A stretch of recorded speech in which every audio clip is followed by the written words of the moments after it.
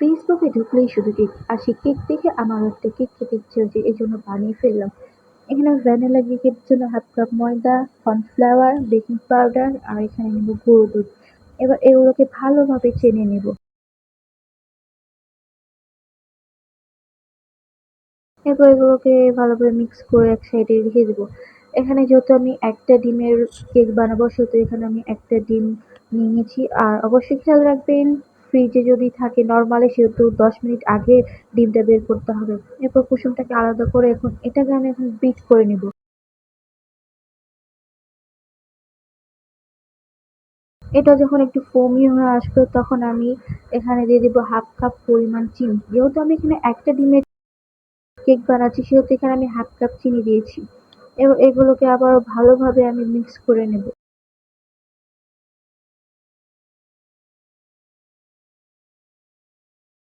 Mix করার পর এখানে আমি কুসুম আর ভ্যানিলা এসেন্সটা দিয়ে দিব। এরপর এগুলোকে 20 সেকেন্ড মতো আবারও বিট করে নেব ভালোভাবে। তারপর আমি যে ময়দাগুলো আমি চেলে রেখেছিলাম সেগুলো এখানে আমি 2 বার দিয়ে দিব। আর একটা জিনিস খেয়াল রাখতে হবে, যতটা পারা যাবে আলতোভাবে এটা মিক্স করতে হবে। বেশি তাড়াহুড়া করলে ফোমিটা নষ্ট হয়ে যাবে। এর ফলে কেকটা ভালোভাবে স্পঞ্জ হবে না। তো এখানে আমি 2 বার এটাকে আমি ভালোভাবে মিক্স করে নিব। ভিডিওটা লং হয়ে গেছে এই জন্য আমি একটু ফাস্ট করে দিয়েছি, কিন্তু খেয়াল রাখবেন যেন যত পারবেন অল্পভাবে এটাকে মিক্স করার চেষ্টা করবেন।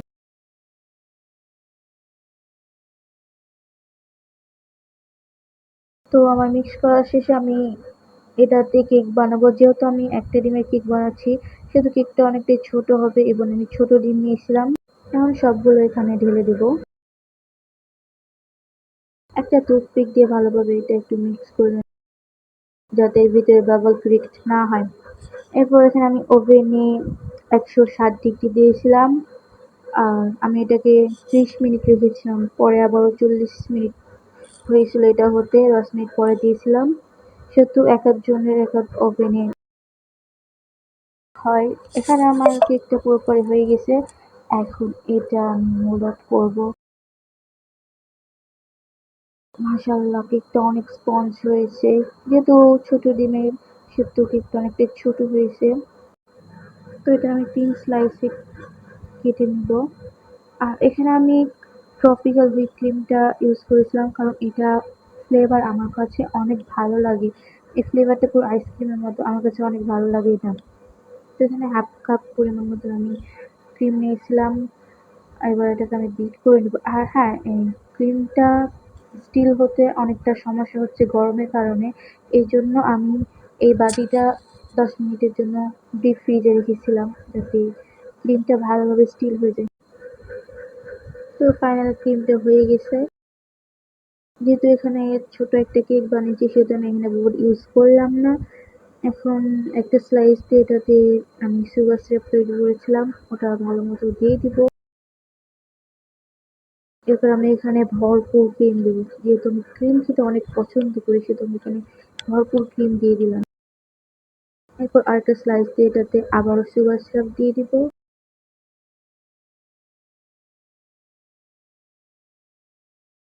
আবারও আমি এখানে ভরপুর ক্রিম দিয়ে দিব। এভাবে প্রত্যেকটা স্লাইস আমি সুগার সিরাপ দিয়ে কভার করে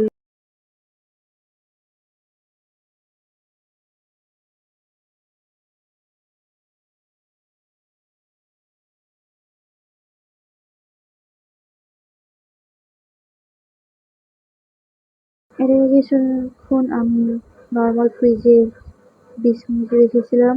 এরপর আমি এটাকে ফাইনাল ফিনিশিং দেওয়ার জন্য বের করে এনেছি।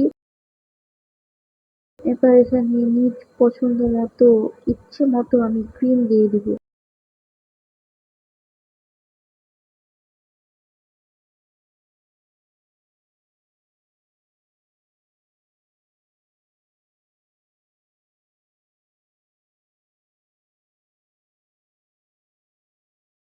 তো এখানে আমি ভালোভাবে ফিনিশিং দিয়ে দিলাম।